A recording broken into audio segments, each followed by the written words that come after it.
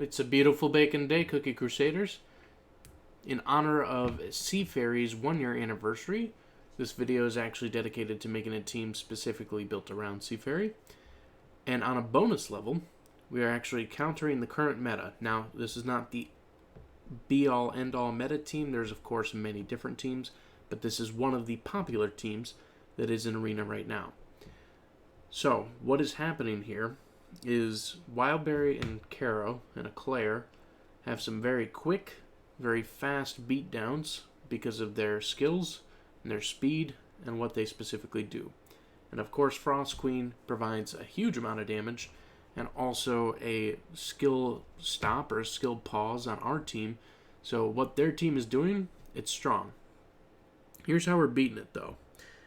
We have Clotted Cream running a very high damage resistance setup, seeing as there is no tank and Clotted is in the front, and Clotted's skill gives damage resistance additionally to him. It's creating this almost pseudo tank in the front. So he lives pretty well in this setup. Now, of course, if I could build him better at 51% with a higher cooldown of like 10%, of course, is the max, but even like 6 or 7%, if you could get it there, that would be the optimal. And I'm telling you these stats because if you want to counter the other teams, you're going to need stats better than mine. So mine work for what I'm about to show you, but I did try it in the player versus player arena, and I need just a little bit more stats on everybody to actually beat every single similar team of that front Carrow Wildberry setup. So it could beat this setup, but the other ones, you need just a little bit more stats to actually run it. But I'll show you that with the other ones. So Seafairy, this was the best I could put together. 45% attack, 14% damage resistance, and only a cooldown of 1.6%. If I was to bring Seafairy to a bigger point, it would be higher attack, it would be double the damage resistance because you can get up to 30 on the substats, and I would preferably like the cooldown at the very minimum of about 5 to 6%, so that way it's in line with the other skill activations. Oyster Cookie running 24.5% cooldown. The only way you can really make Oyster better in this topping situation is to give a damage resistance instead of 4.6% up to 30%, and preferably an attack of up to 30%, but that's pretty hard to come by when you're getting really high cooldown toppings, so that might take some time. But if you want to maximize the power that's coming out of Oyster here in this team setup, that's going to be the setup to build for it. Cotton, same scenario. High cooldown here, basically no damage resistance, a little bit of attack. If we could bring up the stats, we would bring up attack and damage resistance. That would make Cotton super powerful in this team setup, even more so than currently, and that would make this team even more potent against some of the current Wildberry Carrow metas. And then last but not least, our highest damage resistance healer, Parfait, but a little bit of a lower cooldown and not a great amount of attack. And the reason the attack matters is because of the amount of healing that will come out of Parfait from the attack percentage. You can run some other things to try and keep them more alive, like crit or maybe some HP, but really you want to be healing the team when you don't have any tanks, so you want the healing capabilities as high as possible. So as you can see, my toppings are okay.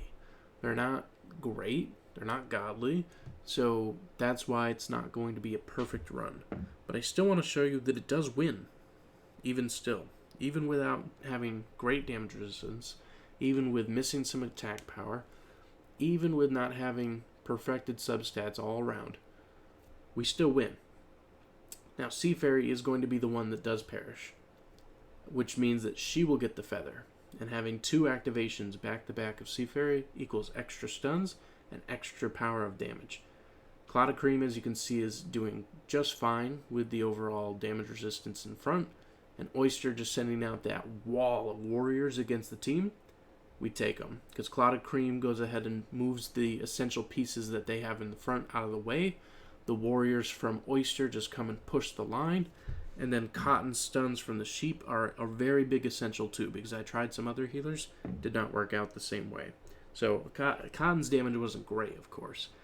Seafairy, Clotted, and Oyster, they were all around the same, all about 1.7 million. Caramel Arrow on their side doing 5.2 million. So it's not that we're necessarily out damaging them, but the way the skills line up is so perfectly blending together. And you got to think, I can still go a star higher promotion on Clouded Cream. I can still go 2 stars higher on Seafairy and 2 stars higher on Oyster. And the toppings can be increased. And I can tell you from this person, they're in my guild, they're running probably the most optimized toppings that they can get that are definitely at a higher level than what I'm running on their team currently. Hence why they're doing so well in the arena. So for us to be able to beat them with subpar toppings means that if we had those high level toppings at the same level and the same rate, we would be destroying the team without even a question. And you can see here in the healing too. Their healing is only 1.5. Our healing is almost 5 million for the both of Cotton and Parfait. Now here's the biggest reason though. We're given time because of Clotted Cream's pushbacks, so we give time to our entire team to do stuff. But in addition, Oyster raises the critical percent and raises the critical damage of all our cookies. And that means that it is a higher chance for Cotton and Parfait to deal critical heals, and they are even stronger because they are critically healing. So if it's a critical heal, it will not only be better to start because it's critical heal, but Oyster increases that critical damage, which makes it even more potent. So we're healing 8 times the amount that their team is just because of that critical setup from Oyster. And that's why that cooldown is so important, to get that skill to go off and to have those powerful warriors so that she can match the power of Seafairy and the power of Clotted in the same lineup, even with no tanks. I love your feedback on this team. Yet again, I would show you more, but I really need better toppings to take this into the arena to fight every single type of team that's Wildberry and Carrow. I would need really good damage resistance team on the topping setups to fight Dark Cacao for sure, because Dark Cacao can do consistent damage that comes along very well. So, not the perfect team, of course. Every team has its counter, but I've found another counter to one of the current metas right now. And so I hope that you find that helpful. Even still, remember, high-level toppings are going to be required to make this team really, really strong.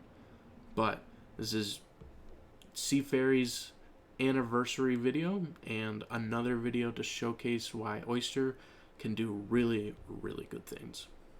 Thank you so much. I'd love to hear your feedback on the video in the comments.